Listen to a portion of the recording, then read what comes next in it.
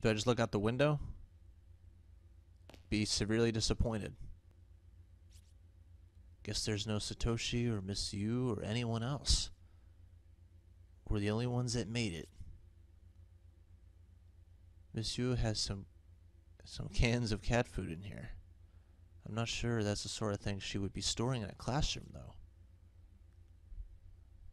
Mind your own business.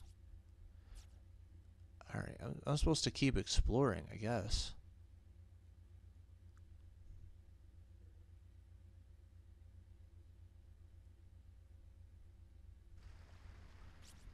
Oh, now we can leave. Venturing out into the search for the others, you find even the janitor has likely gone home. The lights are out and the halls are pitch black. Only the red glow of the light next to the fire extinguisher offers any respite from a quaint, quiet darkness from the school hallway. Standing around in the darkened corridors of our school building at 8 o'clock in the evening just feels so surreal.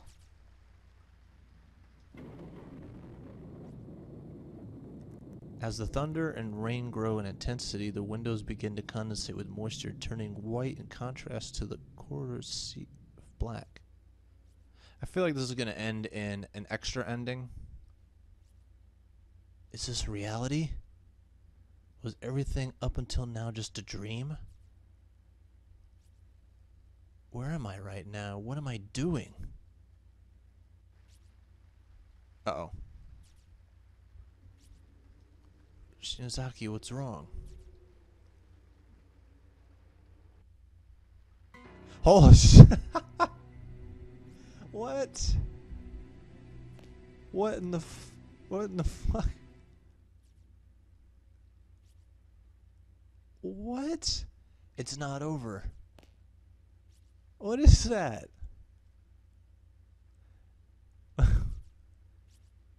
Damn it. Oh, another motherfucker. I've got some bad news for you. Don't come any closer. Oh, this sucks. This really sucks. How are they gonna get out of here? Oh, now you're gonna tell me your life story. It was a rainy... Right before you kill me, it was a rainy evening after school, just like this one. On the day I was kidnapped, I remember I had a fight with my mom that morning. Why is she telling us her life story? I have no idea. I'm freaking out. And it's just demonic people with their hands in the air like they don't care, just like in the background. I didn't want to see her face. So after school, I decided that instead of going home, I parked myself in the outdoor walkway for a little and watched the rain. Or maybe we'll actually get some interesting like tidbits on this girl in the red dress. Finally, that's when Mrs. Yukishizu showed up. He sat down next to me. I told him all about my fight with my mom, and he listened real closely and just kept saying, uh-huh. Yep. He was sick and couldn't speak much, you see, but he was a very kind man. I really liked him. But then...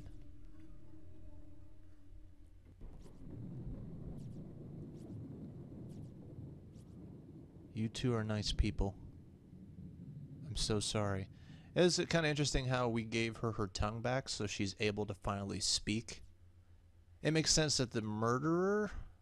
Or, I guess it's just the murderer, or it's the girl in the black dress or wherever, like, took their tongues away. She's so tiny, she must be a 5th grader. Yoki Nano, right? Or Kano. Thank you for what you did back there.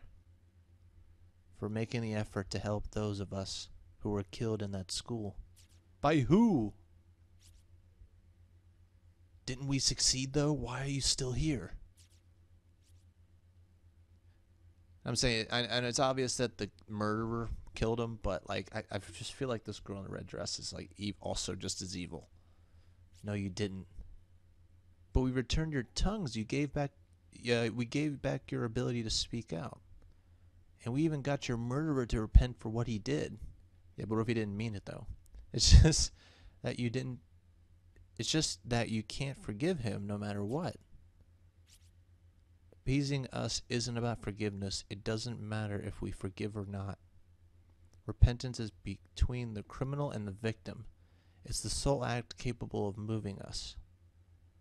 And we exist as fragments of the sacred ground upon which Heavenly Host is sealed. I believe that moving us is your best course of action. But it's not enough. His repentance just wasn't enough.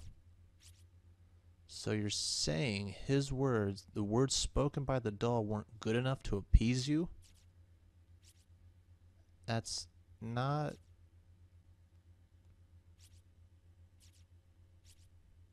What?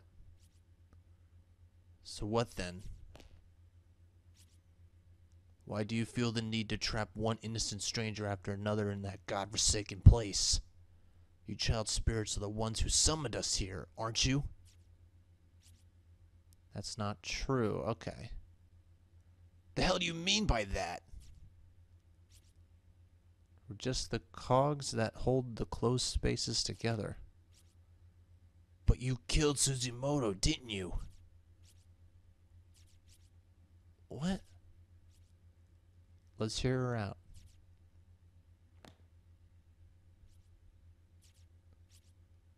I'm just glad I was able to get even the two of you back to safety.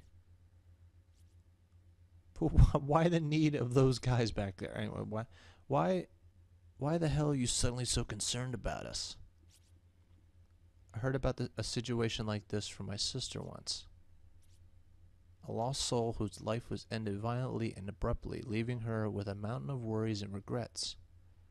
It's kind of like stopping short of the edge of madness, with all sorts of thoughts and feelings swirling around in your head. Your kindly nature and your sudden hatred and panic begin to spin around and round, and you just start acting out without any sort of control. Your sister's some kind of medium or something? Yeah, something like that. So what you're saying is this little girl and a creepy little girl we met before are two sides of the same coin. Well, I feel for you, I really do, so please, please, for the love of God, please bring the rest of them back. Everyone else. Bring them all back home. Come on, you could do it, right? I don't think that's possible anymore. Those closed spaces have eaten a lot of innocent souls, far too many in fact. The grudges of those who died there have filled every last corner of them. There's no room left. And because the agony and pain is nowhere else to go, it's begun feeding on the minds of souls like us who are bound there. It won't be long before I turn back into a vengeful spirit who attacks people like you without mercy. Oh. So we're going to lose you as an ally then. So why don't you just hurry up and bring them back home right now? Isn't there a way for us to save them? There may be one way. There's always that one way. Risky though. Out with it. I think you already know you have to return to the closed spaces. Find all four of us Heavenly Host serial kidnapping and murder victims and put us all to rest. Then the closed spaces won't have their cogs anymore, so they'll begin to fall apart. And you just might get your friends back. You expect us to go back? And this time, instead of just having one person left to appease, we have to go back to the drawing board and appease all four of you? Why couldn't you just tell us the reason our previous efforts weren't good enough? What is there to hide?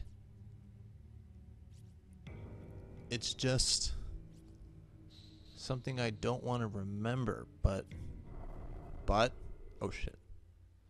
If you really want to know, I'll tell you. I'll tell you everything that happened. Yuki's spirit gently took over, her hand, and instantly the two beings seemed to merge together into a single mind. I guess that's a fast way of her knowing everything, instead of just explaining the whole story. But it hurts her, though. So good job. This is the only way? Bad end. Nah. What happened to me? Her spirit merged together with her. Okay. I didn't pass out, so why am I fully aware right now? I can't see a thing. I can't move.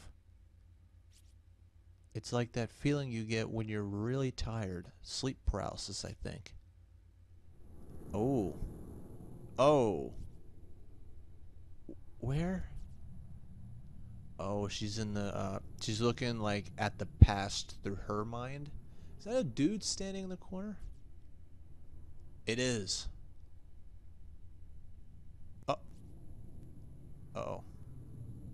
A little girl in a red dress, the only survivor of those horrific murders that occurred in Heavenly Host Elementary School. Following the incident, Sachiko's family fled from the area, moving to another prefecture to escape the frightful memories that remain there. Strangely, however, I've been unable to locate any other records of the Shinozaki family. No matter where I look, the only information I can find from them comes from the newspaper reports of Heavenly Host murders. Granted, when the elementary school becomes a stage for those grisly incidents such as this, perpetrated by none other than the principal's own son, it stands to reason that the scandal would serve as a primary focus for public interest, with all of the details fading into the background. So, of course, after learning that Sachiko was safe, further news of her whereabouts were largely ignored in the favor of the media circus surrounding the school. But there's more to it than that. People weren't just uninterested in learning of Sachiko's history or whereabouts. There was simply no data to be had.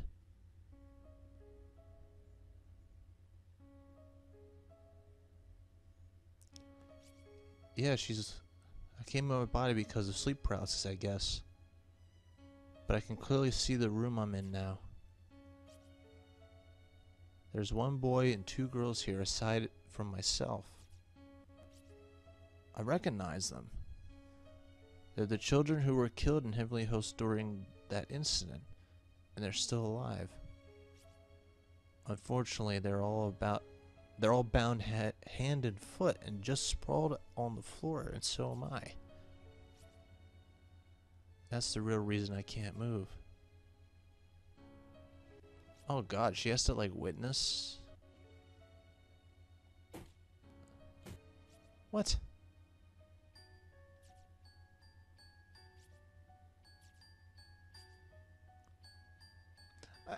I know the spirit's trying to help us like know what happened, but this is pretty extreme for her to experience the same thing. What? I want to say this guy's possessed. And not exactly...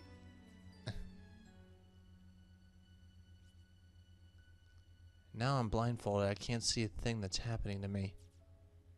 Oh gosh, you can be feeling the pain. And since my hands and feet are tied up, I can't remove the blindfold either. That just makes everything so much worse. Yeah, so either this guy is really sick and really twisted, or he is possessed. I guess because I can't see, I begin to listen more intently. Frightened sobbing. Helpless cries of the other children echoed off the walls of the cramped room. I'm so scared. It feels like my head is going to explode. I bet. What are you doing to me? Why am I blindfolded? Untie me, cut the ropes. I want to be able to use my hands and feet.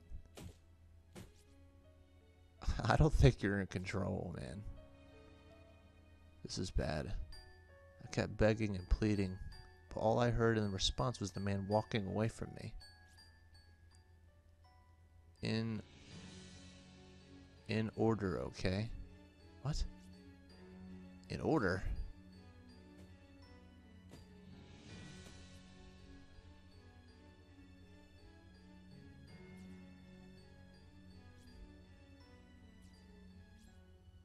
I've never heard such screaming like this before. It's pure primal terror, cutting through the air like its perfect sine wave.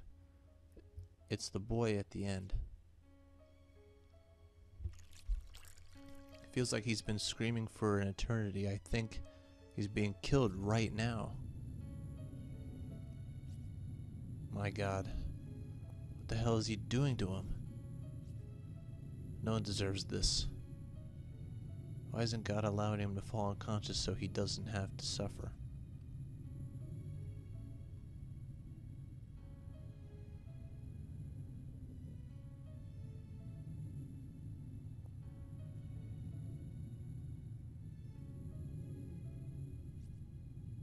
It's been at least half an hour now. Those inhuman screams of the young boy are being ripped apart from the inside have finally come to a halt.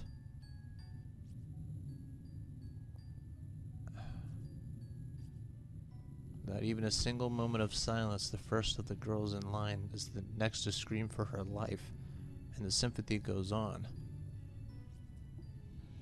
This is pretty intense.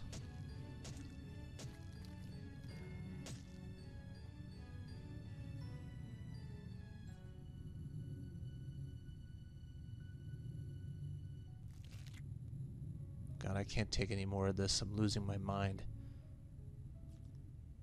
Stop it.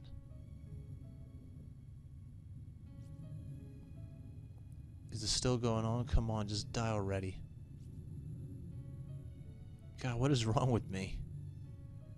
You know what? I don't care. Just get it over with and leave me in peace.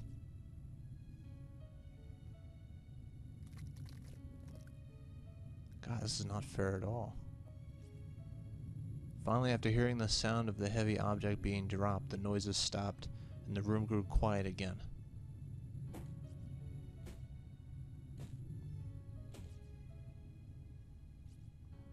Those footsteps are getting closer. All my hair standing on end at this point. Everything below my stomach feels like it's frozen, like I've suddenly been stricken with a severe diarrhea. In order. God, why am I relieved to be by the silence? The kid next to me just died. Which means it's my turn now. Someone's got me by the hair. They're pulling my head up. Taking off my blindfold, which means I get to see the face of my killer.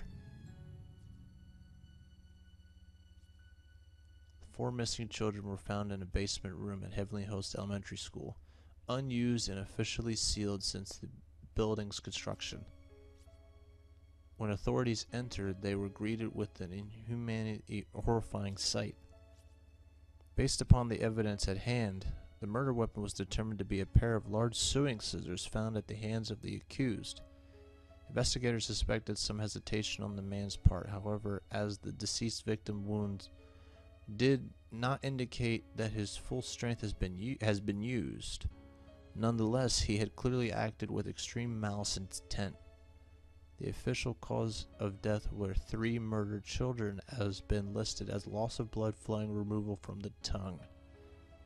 But the actual state of affairs was not quite so clinical, nor even so pleasant, if I can believe it. The following details have been extrapolated from the information previously unreleased to the public, or at least previously unreported by news outlets.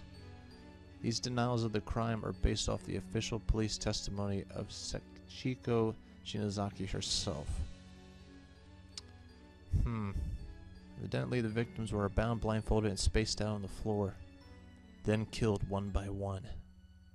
One was repeatedly stabbed in the abdomen while the aforementioned pair of scissors then had many of his internal organs forcefully dug out. His disregarded innards were found partially buried beneath the earthen floor of the basement room.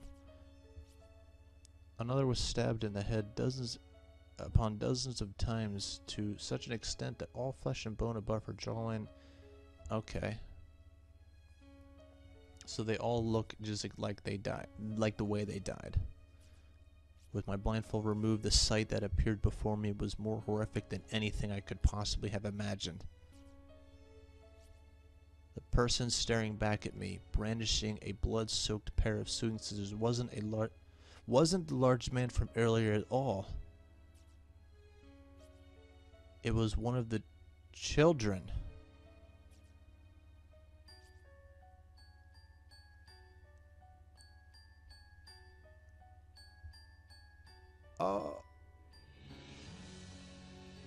Okay. So I kind of called it, because the girl in the red dress seems to be real evil. It was a little girl. Her face dyed red with the blood of her victims. She was staring intently at me with the soulless gray eyes, and then... The fuck is wrong with you?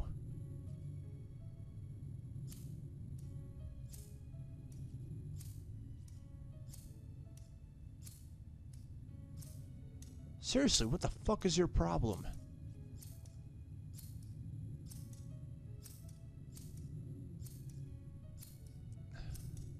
She was opening and closing the bloody scissors over and over again, and the sound kept echoing through the room. Then she took those dull, rusty, thoroughly blood-soaked blades and slowly brought them closer and closer to my left eye.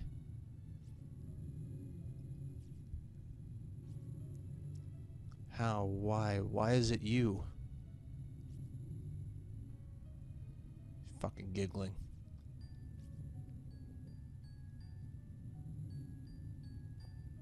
So that... Fuck. So the guy must be possessed then. So then she has some kind of powers? The third victim was stabbed. Okay, well, yeah, that makes sense why she was alive. Now that makes sense. Third victim was stabbed in the left eye intermediate number of times until her eyeball became soup-like. God. She eventually just left like that, slowly bleeding to death in horrible agony. Strangely, it was only after these mutilations had already been inflicted that the killer went back and severed the victims' tongues. Learning the truth about these proceedings is shocking even to me, and it makes nearly impossible to accept the murderer as anything but a monster. And bearing witness to every moment of this, that was a 7-year-old girl named Sachiko. In many ways, she's the most pitiable and long-suffering of them all. But it was through her tearful, frightened testimony that, wow, that he was officially charged. Because she fucking faked her fucking testimony. Now going back to the hunt for information on this unfortunate girl's whereabouts, it was her words that ultimately led to Yoshikazu's sentencing. Therefore, it comes to no real surprise that sensitive information pertaining to her and her family would be withheld. That's to be expected.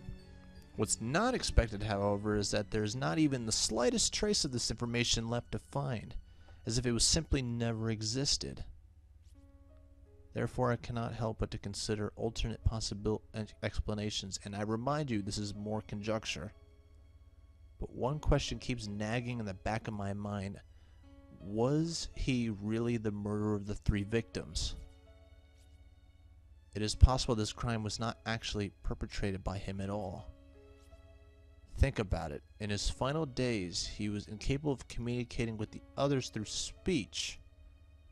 And despite his childlike reversion, he was always been a personal and friendly man. As the saying goes, he wouldn't even hurt a fly. All his relatives, friends, and neighbors confirmed as much, shocked to hear that such a kindly man would commit these God. He certainly had no motive for the crime either. There was nothing for him to gain from it. Then again, he may simply have lost his mind. Look at his father. He was around the same time... it was around the same time the principal suddenly began speaking in... Yep. Possessed. Yep, gibberish. Incomprehensible gibberish. He seemed frightened of someone who had often found crouching in the corner of his office. If you could wind up in such a belated state, no warning, then perhaps so too could his son. But, is she... Like, how does she do this? Is she... Like... I believe we're looking at a curse far more powerful than any man could devise. From the time it's opened its doors to the day it closed them forever. Heavenly Host Elementary School's sealed basement room had existed for some form of cursed ground. And to find this underlying cause, we may go back beyond the infamous kidnapping and murder incident. Back a whole 20 years. I believe I may have found a clue that could shed some light on this situation. It may be a bit far-fetched as leads go, but it's a lead nonetheless. Regrettably, since Heavenly Host was not the only closed down but demolished altogether, another school built in its place.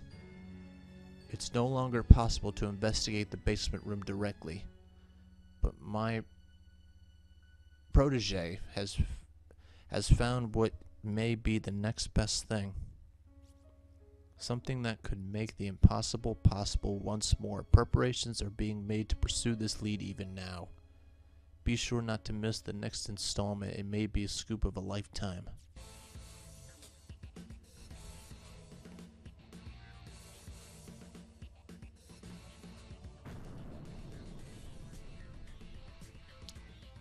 Yep, so it's like some Indian burial ground kind of stuff, but we don't know if it's an Indian burial ground, but...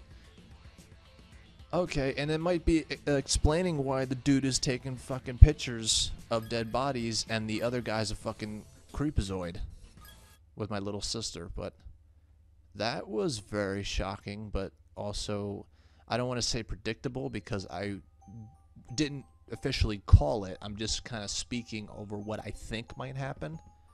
Although that could be just predicting. I don't know. But yeah, we're going to make it to chapter 5. And then once I beat that, we'll check out the extra chapters. Just in case people are wondering. But this is getting pretty interesting. I hope you guys are enjoying my reactions to this shit. It's fucking nuts. Hope you guys are having a great day. And I'll see you in the next video. Peace out.